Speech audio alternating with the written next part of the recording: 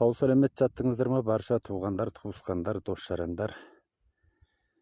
Мен бүгін мынау өзіміздің Алтайдың әйгілі төр жайлауына келіп, сол жайлауда сіздермен жайлаудың азда болса жерсу шежіресімен таныстыруды жөн көріп, өзімше сіздерге қысқада нұсқа барған тұрған жерімді былай деп таныстырып қояйын.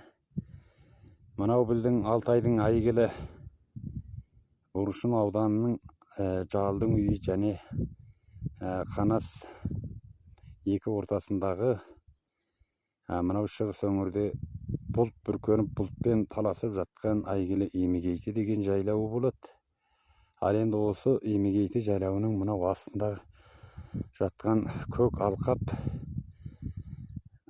Шыбар ой және Кіші ой дейді. Бұнда Жеменей ауданының Бестерек ауылының Мушаңның малшылары отырады. Ал енді осыдан шығыс өңірге қарай бет алып тоқтағанда мынау сайтағанда көгеріп жатқан әйгілі Қанас өзені арқырап ағып тасты мұжып көбігін шашып жатыр. Осыда Ботамойын деген өтпелі көпір бар.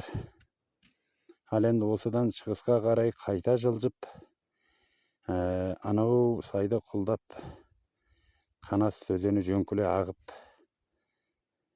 кете барады. Ал анау екі ашаның ар жағында көгілдірдеп буалдырлап жатқан жақта әйгілі Қомғанас саяхат санатория аймағы бар. Және оның арғы ұзағында Алтайдың Торғайты деген жайлаулықтары бар екен. Енді осыдан бері қарай қайтып айланып жетіп келгенде мынау көк қарағайлы қабырғаның ар жағында сайтағанда ағарып жатқан қала жаңағы Буршын ауданының саяхат санатория қалашығы Жалдың үйі деп айтылады.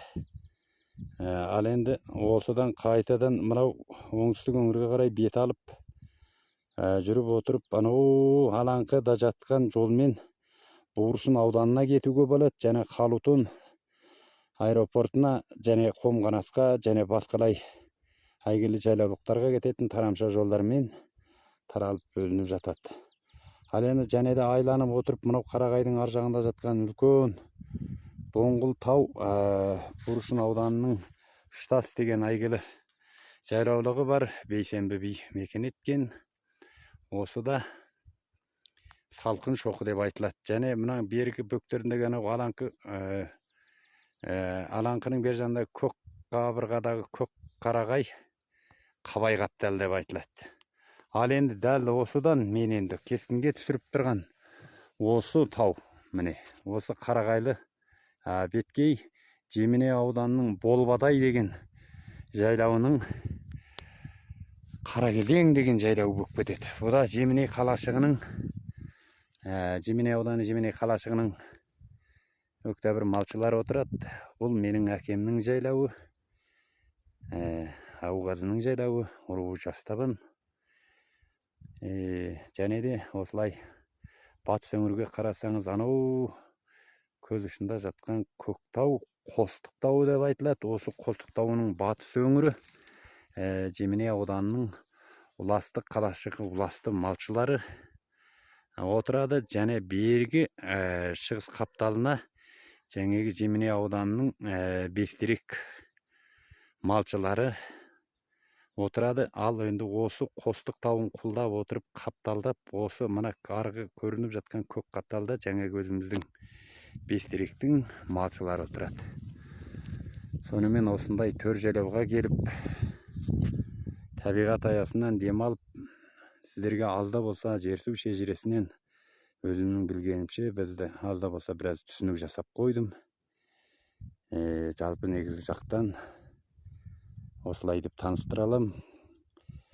Қолдарыңыз тигенде осындай сайын сақырадағы тынып жатқан табиғаты қарағаймен көк желек жасыл алқап қорғанған жайлауға келіп демалып, көңілді демалып қайтыңыздар. Осындай төр жайлаударға келіп бір жасап жақсы ұйықтап көңілді демалып қайтуларыңызға тілектеспін. Әр шаңырақта есендік тілеймін, амандық болсын.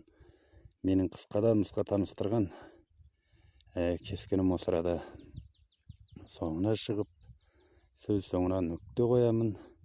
Сау сәлемет болыңыздар. Алтайдың сол жаңағы әйгілі Емегейті деген жайлауынан бастап таныстырып кеткем. Сол бұлт бүркеніп жатқан, бұлтпен астасып жатқан Емегейті жайлауы.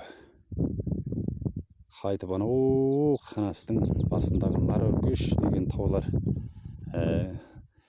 қар бүркеніп әзір. Анау өңір қар кете қоймапты. Олар сондай ұзақ өңірде тұратын таулар. Сонымен сіздерге осылайша таныстырып қояйын. Әр шаңырақта есендік болсын, сау сәлемет болыңыздар.